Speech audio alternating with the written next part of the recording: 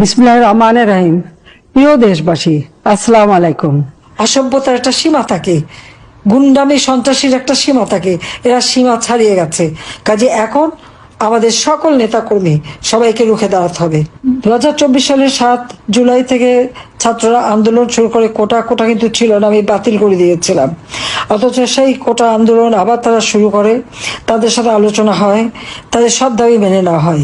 কিন্তু দুর্ভাগ্যের বিষয় যে একটা জিনিস আমি দেশবাসীকে বলবো একটু লক্ষ্য করতে, 7 জুলাই থেকে 14 জুলাই পর্যন্ত যখন ছাত্রছাত্রী আন্দোলন করে, সেই সময় তো আওয়ামী লীগ সরকার তাদের বিরুদ্ধে কোনো রকম ব্যবস্থা করেনি। তখন কি কেউ টিয়ার গ্যাসের শেল মেরেছিল, সাউন্ড গ্রেনেড মেরেছিল, লাঠিপেটা করেছিল? কিচ্ছু করেনি। তারাও আন্দোলন করছিল, পুলিশও তাদের পাহারা দিচ্ছিল, আমরাও তাদের সহযোগিতা করছিলাম। সারা রাত মেয়েরা রাস্তায়, মেয়েদের যাতে কোনো ক্ষতি না হয় বিশেষভাবে নিরাপত্তার ব্যবস্থা করেছিলাম। কিন্তু 15 জুলাই থেকে তারা যে হত্যাকাণ্ড শুরু করলো, পিটিয়ে পিটিয়ে পুলিশ হত্যা করা, পুলিশ বাড়িতে আগুন দেওয়া, লাশ ঝুলিয়ে রাখা, আওয়ামী লীগ এবং পুলিশের লাশ ঝুলিয়ে রাখা, এবং সে কি বিভৎসভাবে এই সমস্ত হত্যাকাণ্ডগুলি ঘটিয়েছে। একবার চিন্তা করে দেখুন তো, একবার ছবিগুলিতে তাকান তো, এটা কাদের কাজ? সম্পূর্ণ জঙ্গিদের কাজ শুরু করে দেয় তারা। মেট্রো রেলে আগুন, এক্সপ্রেসওয়েতে আগুন, ফ্লাইওভারে আগুন, হানি ফ্লাইওভারে আগুন, এবং একটার পর একটা বিভিন্ন প্রতিষ্ঠানে অগ্নিসংযোগ করা, চাপাতি, চাইনিজ কুড়াল, লাঠি সোটা, এইগুলি নিয়ে সব জায়গায় মব জাস্টিসের নামে ইউনূসের যে জঙ্গি বাহিনী, এই জঙ্গি বাহিনী সমানে তাণ্ডব চালাতে থাকে। চিফ জাস্টিস থেকে শুরু করে নির্বাচন কমিশন, মানবাধিকার কমিশন, পাবলিক সার্ভিস কমিশন, কেউই তো রেহাই পায়নি। সমস্ত জায়গায় এই সন্ত্রাসী গুন্ডামি এবং অস্ত্রধারীদের কি মব জাস্টিস? এখানে মব জাস্টিস কোথায়? ছাত্র নামধারী কিছু ইউনূসের সমন্বয়ক এবং ইউনূসের জঙ্গি বাহিনী, তারাই এই তাণ্ডব চালিয়ে রীতিমতো গণহত্যা করে। আজকে যদি আমি প্রশ্ন করি যে ইউনূস যে ক্ষমতায় এসেছে, সেটা তো সে নিজেই বলেছে এই আন্দোলনের কোনো লিডার ছিল না, কিছু ছিল না। মেটিকুলাস ডিজাইনের মাধ্যমে মাস্টার মাইন্ড দ্বারা আন্দোলন সংগঠিত করা, কোনো নেতা ছিল না। হ্যাঁ, এটা বাস্তবতা, আমরা দেখেছি তো। ছাত্র আন্দোলন করছে, তাদের নেতাটা কি? সেই নেতা তো খুঁজে পাওয়া যায়নি। নেতা পাওয়া গেল ডক্টর ইউনূসকে, যেটা সে নিজেই স্বীকার করলো সেপ্টেম্বর মাসে আমেরিকায় বিল ক্লিন্টন ফাউন্ডেশনের একটা অনুষ্ঠানে বলেই ফেললো যে ইনি এই ষড়যন্ত্রটা সে নিজে করেছে, তার মেটিকুলাসলি ডিজাইনড এবং মাস্টার মাইন্ডার, এবং মাস্টার মাইন্ডকে সেখানে ডেকে পরিচয় করে দিলেই মানুষের কাছে স্পষ্ট হলো যে এটা ইউনূস তার ক্ষমতার লোভে এই কাণ্ডটা ঘটিয়েছে। কিন্তু আসল কাহিনী বের হলো এখন।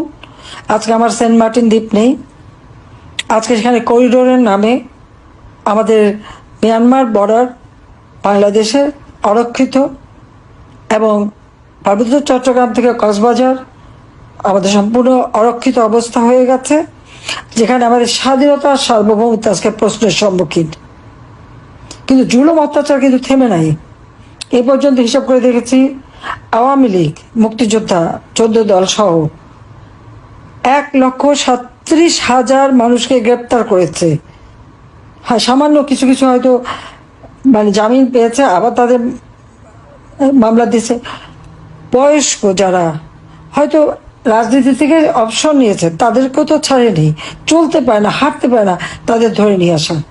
সব থেকে জঘন্য কাজ হচ্ছে কোর্টে নেওয়ার সময় তাদের উপরে হামলা করা। অথচ সারা দেশে আমরা সার্বিকভাবে উন্নয়ন করেছি, রাস্তাঘাট, পুল, ব্রিজ থেকে শুরু করে প্রতিটি গ্রামকে শহরে রূপান্তর করে আমরা নাগরিক সুবিধা দিয়েছি। আওয়ামী লীগ তো মানুষকে দিয়েছে, আয় উপার্জন বাড়িয়েছি, সরকারি কর্মকর্তা কর্মচারীদের বেতন, নানাবিধ সুবিধা আমরা বৃদ্ধি করে দিয়েছি, এবং সরকারি বেতনভোগ প্রত্যেকটা কর্মচারী, সেটা সামরিক, অসামরিক, সমস্ত প্রশাসন এবং যারা কাজ করে প্রত্যেকেরই যেন কর্মক্ষেত্রে তারা একটা স্বস্তির সাথে জীবন জীবিকা চালাতে পারে, পরিবার নিয়ে সচ্ছলভাবে চলতে পারে, এবং দেশের উন্নয়নে কাজ করতে পারে। এবং তারা করেছেন কাজ, আমি এটা স্বীকার করব। প্রত্যেকেই আন্তরিকতার সাথে কাজ করেছে। সেখানে তো আমরা দলীয়করণ করতে যাইনি, সেখানে তো আমরা মানুষকে হয়রানি করতে যাইনি। আজকে ইউনূস সরকার আসার সাথে সাথে সে বেসরকারি কর্মকর্তা কর্মচারী হোক, আর সরকারি হোক বা সামরিক হোক বা পুলিশ বাহিনী, কেউ তো রেহাই পাচ্ছে না। তাদেরকে অপমান করা, চাকরি থেকে বের করে দেওয়া, ওএসডি করা, তাদের উপর জুলুম অত্যাচার করা। তারপর আবার এক নতুন আইন করছে যেখানে কোনো ডিপার্টমেন্টাল কেস হবে না, তদন্ত হবে না, কিছু হবে না, চাকরি থেকে যেন বের করতে পারে। এই এই অধ্যাদেশটা তাদের কে করতে দিল? সরকারি চাকরির আইন, এটা তো পার্লামেন্টে করা। পার্লামেন্টে যে আইন করা সেটাকে তারা এক্সিকিউটিভ অর্ডার দিয়ে পরিবর্তন করে সংসদে নিয়ে এনে এইভাবে চাকরি খাবে আর এইভাবে নির্যাতন করবে। এই চাকরি এটা পাশ করে তো তারা যে কোনো মানুষের চাকরি খেতে পারে। একদিনের মধ্যে সেনাবাহিনী প্রধান থেকে শুরু করে পুলিশ বাহিনী প্রধান থেকে শুরু করে যে কোনো অফিসার, সে সচিবই হোক বা একটা পিয়ন চাপরাশি হোক, যে কারো চাকরি সে তারা ইচ্ছা মতো বের করে দিতে পারে। আজকে এই মব জাস্টিসের নামে এই ইউনূসের জঙ্গি বাহিনী প্রত্যেকটা বিশ্ববিদ্যালয়, শিক্ষা প্রতিষ্ঠান, সব জায়গায় শিক্ষকদের অপমান করা, বের করে দেওয়া, তাদেরকে সরিয়ে দেওয়া এবং মুক্তিযুদ্ধে যারা তাদেরকে অপমান করা। আর অপরদিকে আমরা কি দেখি, আজকে একজন যে যুদ্ধাপরাধী, রংপুরে আপনারা যান, খোঁজ নিয়ে দেখেন কিভাবে শত শত মানুষকে হত্যা করেছে বদর বাহিনী প্রধান, মেয়েদেরকে ক্যাম্পে তুলে দিয়েছে, রেপ করেছে, অন্তঃসত্ত্বা একটা মেয়েকে দিনের পর দিন রেপ করে তার পেটে বাচ্চাটা পর্যন্ত নষ্ট হয়ে গেছে। শত শত মেয়ের উপরে ভেবে যারা পাশবিক অত্যাচার করেছে তার বিচার হয়েছিল, আজকে তাকেও মুক্তি দিয়ে দিল। আর এই যে এত মানুষ যে হত্যা করলো, তারা কি ন্যায় বিচার পাবে না? তাদের পরিবার এত মেয়েকে যে রেপ করলো আর এমনকি গুলি করে পর্যন্ত মেরেছে, আশেপাশে ডিসের মধ্যে অনেক লাশ পাওয়া গেছে, তাদের কি কোনো বিচার নাই? কোথায় নিয়ে যাচ্ছে দেশটাকে? হ্যাঁ, যদি আপনারা হিসাব করেন যে হ্যাঁ ইউনূস ক্ষমতা দখল করেছে তো দেশ বিক্রি করার জন্য, এটা তো আজকে প্রমাণিত সত্য এবং সেটা শোনা যায়। আমি জানি না এটা সঠিক কিনা, তবে আপনারা তদন্ত করে দেখতে পারেন। সে নাকি এই আমাদের এই সেন্ট মার্টিন দ্বীপ, বঙ্গোপসাগর এবং পার্বত্য চট্টগ্রাম, কক্সবাজার এই করিডোর, এটা বিক্রি করার জন্য $500 মিলিয়ন নাকি তার পুরস্কার, তিনি নাকি সেটা পেয়েছেন। তো ইউনূসের তো পয়সার লোভ আছে আমি জানি, আর যে তার উপকার করে তাদের বিরুদ্ধে সে আগে লাগে। কিন্তু আজকে যদি আপনি হিসাব করেন যে ক্ষমতা দখলের পর এই 9 মাসের মধ্যে জনগণকে সে কি দিয়েছে আর ইউনূস কি নিয়েছে? জনগণ পেয়েছে কি? জঙ্গিবাদ। জনগণ পেয়েছে চুরি ডাকাতি, জীবনের নিরাপত্তাহীনতা, দ্রব্যমূল্যের ঊর্ধ্বগতি, চাকরি হারা, কর্মহীনতা, মানুষের জীবনে নিরাপত্তা নাই, নিরাপত্তাহীনতা, লেখাপড়া শিখতে পারে না, লক্ষ লক্ষ ছেলে মেয়ে আজকে পড়াশোনা করতে পারছে না, তার পড়াশোনার পথ বন্ধ, চাকরির পথ বন্ধ। আর ইউনূস সাহেব কি পেয়েছেন আমি একটু তাহলে বলি। ক্ষমতা দখল করে জঙ্গি ইউনূস কি নিল? সে রাষ্ট্রের প্রাপ্য যে কর, সে ট্যাক্স ফাঁকি দিয়েছে প্রায় 1100 কোটি টাকা, 1100 কোটি টাকা তার কাছে ট্যাক্স পাওনা। সেখানে 666,000 কোটি টাকার মামলা ছিল। ক্ষমতা এসেই সেই মামলাটা সে সবার আগে প্রত্যাহার করে নিল। অথচ এই ইউনূস কিন্তু তার টেলিকমিউনিকেশনের যে কর্মচারীরা, তাদের যে প্রাপ্য অর্থ, অর্থাৎ যে কোনো একটা কোম্পানি, সেই কোম্পানির লভ্যাংশের 5% শ্রমিকদের কল্যাণে দিতে হবে, তার দাবি করেছিল, তারা চাকরি খেয়েছিল, তারা মামলা করেছে। সেই মামলায় ডক্টর ইউনূস 6 মাসের সাজা পেয়েছে শ্রমিক আদালতে। শ্রমিক আদালতে সাজাপ্রাপ্ত আসামি আজকে দেশের ক্ষমতায়। তো দেশের অবস্থাটা কি হয় যে শ্রমিক অর্থ যে আত্মসাৎ করে, লোভ সামলাতে পারে না, যে সে দেশের মানুষকে কি দেবে?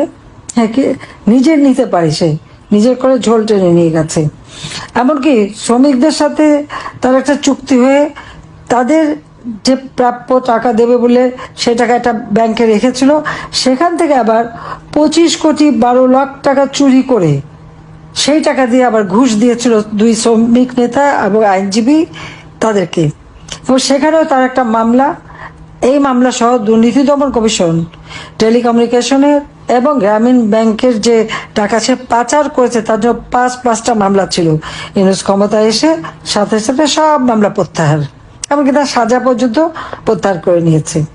আর সেই সাথে ক্ষমতা নিতে না নিতেই ম্যান পাওয়ারের ব্যবসার লাইসেন্স নিয়ে নিয়েছে। গ্রামীণ নামটা সে সবসময় ব্যবহার করে, ওই গ্রামীণ এমপ্লয়মেন্ট সার্ভিসের নামে।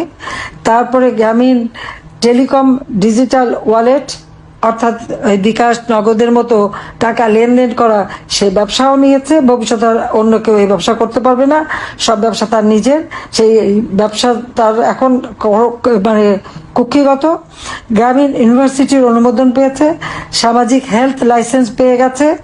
গ্রামীণ ব্যাংকের জনগণের যে অধিকার ছিল, কারণ এই ব্যাংকটা কিন্তু সরকারি টাকায় করা, এবং এই গ্রামীণ ব্যাংকে আমি 400 কোটি টাকা দিয়েছি, অথচ এখন সেই গ্রামীণ ব্যাংকের যে পাবলিক মানে শেয়ার, সেটাও সে এখন কেড়ে নিয়ে গেছে। এখন 95% তার নিজের আওতায় নিয়ে এসেছে। গ্রামীণ ব্যাংকের বোর্ডে যে সরকারি প্রতিনিধি 3 জন ছিল, সেখান থেকে কমিয়ে মাত্র 1 জন রেখেছে। সাথে সাথে দেখা গেল সে সেই নতুন ব্যবসা বাণিজ্য সেগুলি সে করে যাচ্ছে। গ্রামীণ এভিয়েশন নামে একটা কোম্পানি করারও পদক্ষেপ নিয়েছে। স্টার লিংকের বাণিজ্য সেটাও সে করে ফেলেছে। গ্রামীণ ব্যাংকের 5 বছরের জন্য কর মওকুফ করেছে। আমার প্রশ্ন হচ্ছে, গ্রামীণ ব্যাংকের কর মওকুফ কেন করে? গ্রামীণ ব্যাংক থেকে যাদের ঋণ দেওয়া হয়, সেই ক্ষুদ্র ঋণ, তাদের কাছ থেকে তো মোটা অঙ্কের সুদ নেওয়া হয়। গরিব মানুষ ঋণ নিলে সুদ দেবে, আর সেই ব্যাংক ট্যাক্স দেবে না। ওই ট্যাক্সের টাকা তো গরিবের উন্নয়নের কাজে লাগে, দেশের উন্নয়নের কাজে লাগে। তাহলে সে টাকাটা কার পকেটে যাবে? সে টাকাও ইউনুস খাবে, ইউনুসের পকেটে যাবে। তা গ্রামীণ ব্যাংকে 5 বছরের জন্য কর মওকুফ করেছে।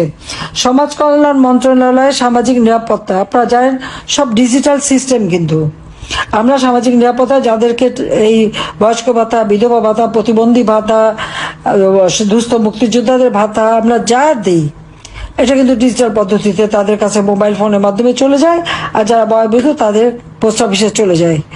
সেখান থেকে সে 700 কোটি টাকার তহবিল, সেটাও গ্রামীণ কল্যাণ ট্রাস্টের মধ্যে নিয়ে নিয়েছে। আর সেখানে যাওয়া মানে কি, ওই গরিব মানুষটা আর পাবে না।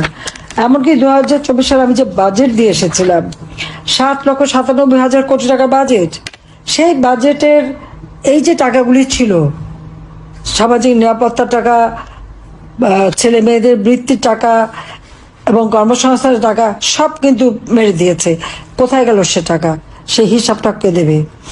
আজকে রাষ্ট্রযন্ত্রের প্রশাসনে প্রতিটি গুরুত্বপূর্ণ স্থানে সেখানে ইউনূসের আত্মীয় স্বজন আর জামাতের ক্যাডারদের বসানো হচ্ছে। অর্থাৎ সেখানে মানুষ আর সেবা পাবে না। এবং গ্রামীণ নাম ব্যবহার করে অর্থ আত্মসাৎ করার যে সুযোগ, সেই সুযোগ পুরোপুরি সে সদ্ব্যবহার করছে। এবং শেয়ার মার্কেটের 90,000 কোটি টাকা, ওই টাকা মানি লন্ডারিং করে দিয়ে দিয়েছে। আজকে যারা ক্ষুদ্র বিনিয়োগকারী তারা নিঃস্ব হয়ে গেছে। শেয়ার মার্কেটের এখন কফিন নিয়ে তারা আন্দোলন করেছে। এবং ব্যবসায়ীরা, আজকে তো ব্যবসায়ীরা ব্যবসা করতে পারছে না, তারা দিশেহারা। এবং শুধু তাই নেই, সমস্ত ব্যবসাতে আস্তে আস্তে ইউনূস করালগত করে দিচ্ছে। ব্যাংক, তারা 18টা ব্যাংকের নির্দেশ দিয়েছে তারা ডিভিডেন্ড দিতে পারবে না। কেন পারবে না? মানুষের টাকা সেখানে, মানুষকে তো ডিভিডেন্ড দিতেই হবে, তাহলে মানুষগুলি চলবে কি করে? ব্যাংকগুলি তো বসে যাবে। সমস্ত ব্যাংকগুলি যে অচল করে দিচ্ছে। কেন? শুধু নাকি গ্রামীণ ব্যাংকই থাকবে। ওই গ্রামীণ ব্যাংক মানে ইউনূসের পকেটে টাকা, গরিবের রক্ত চুষে খেয়েছে, এবং সমস্ত মানুষের ব্যবসা বাণিজ্য সব শেষ করে দেওয়ার পরিকল্পনা সে নিয়ে নিয়েছে। কারণ ব্যবসায়ীরা আজকে দিশার, আপনারা নিশ্চয়ই দেখেছেন যে তারা এত ক্ষুব্ধ হয়ে গেছে। কই আওয়ামী লীগ সরকার আমলে ব্যবসায়ীদের, সে যে দলই হোক, বিএনপির ব্যবসায়ী ছিল, আরো সব জায়গায় ছিল, আমরা তো তাদেরকে কখনো ডিস্টার্ব করিনি। আবার গাল ভরে বলে আমরা এত টাকা পকে মাপ কি পরিশোধ করেছি। পরিশোধ তো করতেই হবে। যে টাকা মাসে মাসে পরিশোধ করা হতো, ইউনূস ক্ষমতা আসার পরে করেনি। 8 মাস পরে সেই টাকা যদি দিতে যায়, তাহলে সেখানে তো কথা আসবেই। কিন্তু প্রত্যেকটা ঋণের শোধ করার টাকা এবং আমাদের বিলগুলি, সমস্ত টাকা আমাদের বাজেটে ধরা ছিল। কেন সময় মতো দেয়নি? জুন মাসের 30 তারিখে বাজেট পাশ করেছি, জুলাইয়ের 1 তারিখ থেকে কার্যকর হয়েছে। ইউনূসের এই চক্রান্তের ফলে 5 তারিখে আমরা সরে এসেছি। ক্ষমতা দখল করার পরে সে কেন এই 8 মাসের সমস্ত টাকা মাসে মাসে যেটা দেয়নি, কেন সেই জবাব দিয়ে আগে দিক, তারপরে তার জন্য ফলাও করে কথা বলে। সরকারি চাকরি আইন সংশোধনের নামে চাকরিজীবীদের সমস্ত চাকরি আজকে অনিশ্চয়তার দিকে ঠেলে দিয়েছে। ইউনূসের যা নেবার তা সে নিয়ে নিয়েছে এবং তার সাথে তার চেলা চামুন্ডারা শত কোটি টাকা বানিয়ে ফেলেছে, যার 100 কোটি 1000 টাকাও পকেটে ছিল না। এখন নাকি তারা 1000 কোটি টাকা বানাবে। একটা দল করেছে, সেই দল কি এনসিপি। 5 স্টার হোটেলে 1300 মেহমান ডেকে 2 কোটি টাকা খরচ করে তারা ইফতার পার্টি দিয়ে 5 স্টার হোটেলে দলের চালু করা, দলের গঠন এই বাংলাদেশে। আর গরিব মানুষ খাবার পায় না, গরিবের পেটে ভাত নেই, দিনমজুররা কাজ পায় না, গ্রামে গ্রামে ঘরে ঘরে হাহাকার, বিদ্যুৎ দিতে পারে না।